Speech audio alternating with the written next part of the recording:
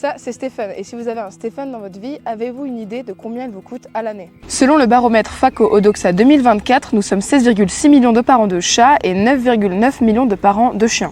Selon une étude IFOP menée en 2022, ces propriétaires d'animaux dépensent en moyenne à l'année 650 € rien que dans l'alimentation. Par rapport à 2020, on parle d'une hausse de près de 200 € sur une année.